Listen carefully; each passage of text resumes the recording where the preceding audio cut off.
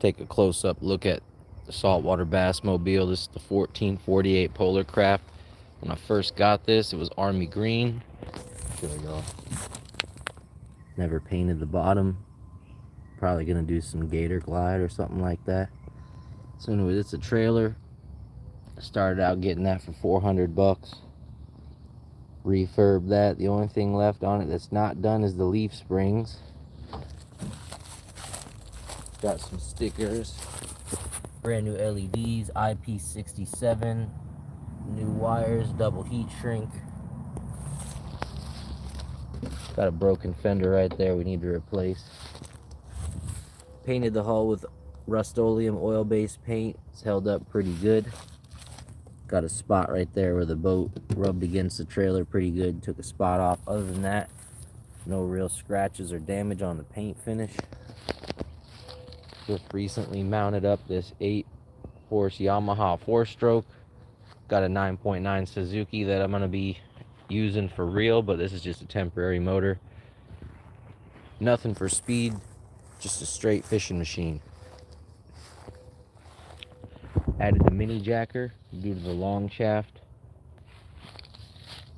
Had to put the mini jacker obnoxiously toward the top. There's barely any jack plate making contact with the hull. That's kind of a problem, but for now it's whatever. We had to go up like 7 or 8 inches. Wasn't just the usual 4 or 5. That's why I got the jack plate mounted up so high it looks like a popped collar.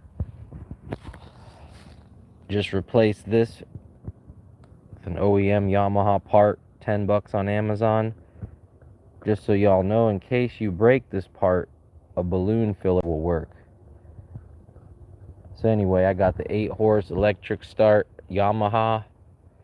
I got stickers on order for it. Got a little 4-gallon gas tank that came with the motor. I just put the stiff knee back in the boat. Got a triangle of glass and wood I built that I stuffed inside the stiff knee that's glassed into the stiff knee. Only problem is it's kind of hard to get my drain plug in. I'm going to have to cut this piece out.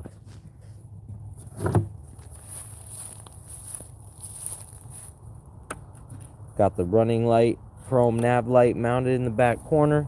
Just added this yesterday. This is my depth finder mount until I figure out where the depth finder is going. I cut this hatch. Almost finished painting that gray to match the boat. This hatch, cut the hole a little too big, so I'm in the process of shimming it out. Maybe put this on the side and it'll fit. But onward. Got the gray carpet installed in the whole boat. In the front, I cut the step out, turned it into a trunk. Got a spare battery, spotlight, ropes, a few tools in here. These hinges are not stainless. Just did what I could at the time. Got to replace those with stainless.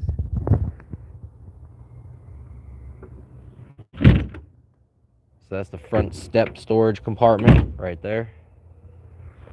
Again, here's that gray oil-based. Held up pretty good beside the high traffic areas. I think I hit the dock a couple times right here.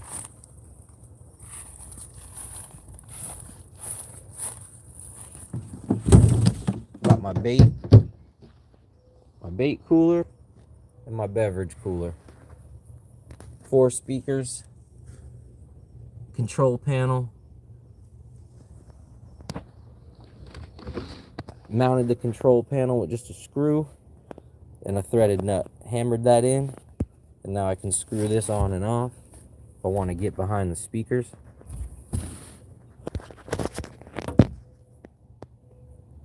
This is my storage area back here. And there's all the wires for the radio. I haven't cleaned them up yet.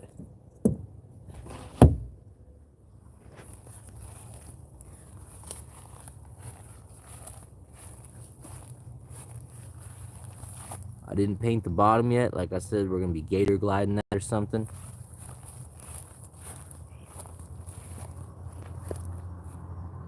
Engine's not at the perfect height. Still got to come up a little bit more. That's all right. We're actually going to be hitting the water again today in a little bit. That's why I'm getting the boat ready. This outdoor carpet, I didn't think it would be as good. Even though it gets wet, it doesn't get soaking wet. When it does get wet, it dries pretty quickly. This carpet is probably at least 4 months old, sitting outside with no covering, no mold, and it stays pretty clean, I'm not gonna lie. Right now I'm using some paint sticks to keep my motor from dragging the ground when I trailer it.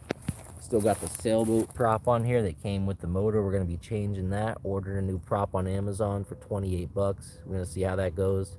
I think it's at 8.5 by 8.5. Should be a good deal, smaller than this. And yes, I know I'm missing the cotter pin. 8 horse has been incredibly quiet and reliable. I've had no issues with it whatsoever since I bought it. A couple of the switches are a little loose, so you could wiggle them. Other than that, it's the electric start button. It's my little red overheat indicator light. And I ended up bypassing the fuel fitting because even with the bona fide brand new Yamaha fitting, I had leaks. I had air whistling out from here.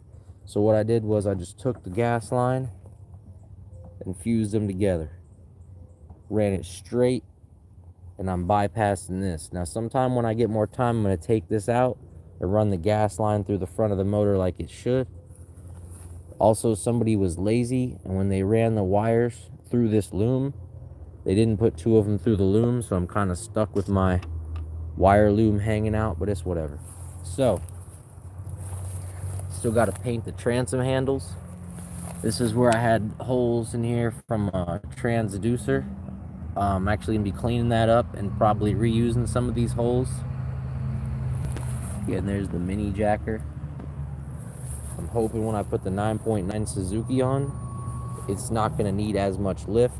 This particular motor is probably still going to need 2 or 3 inches to come up.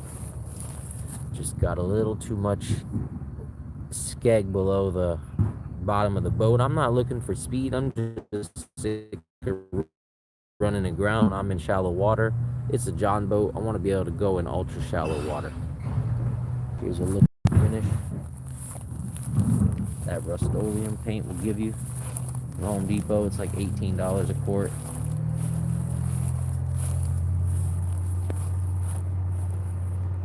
And this is the close-up look of the saltwater bass mobile. So the plan was throw the bigger baits in here, the bilge pump, hook it to a battery, and this will be large live baits, even though I don't really fish live bait. And that's the plan. Keep it simple. I don't really have any rod holders. I usually lay my rods on the carpet. I got 1 rod holder for trolling. Got to keep that stink paste on deck and some needle nose pliers. That's pretty much it. I got the landing net. I don't usually bring that, but I'm going fishing solo, so if I hook into a whopper, got to secure the deal.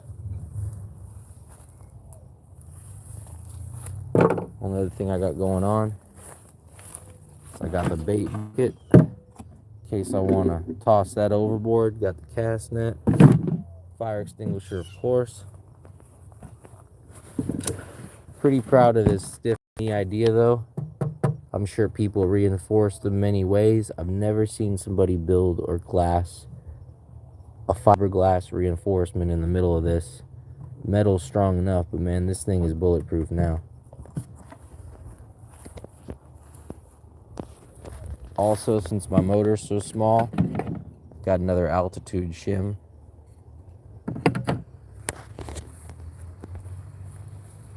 So this is it. Getting ready to go back out on the water.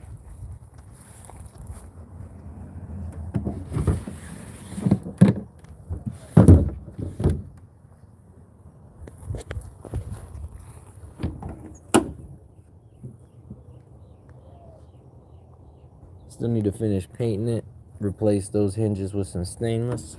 But other than that, she's pretty clean.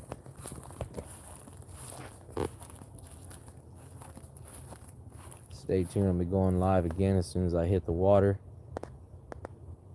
It's Friday, so we're gonna get fishing. SaltWaterBassTv.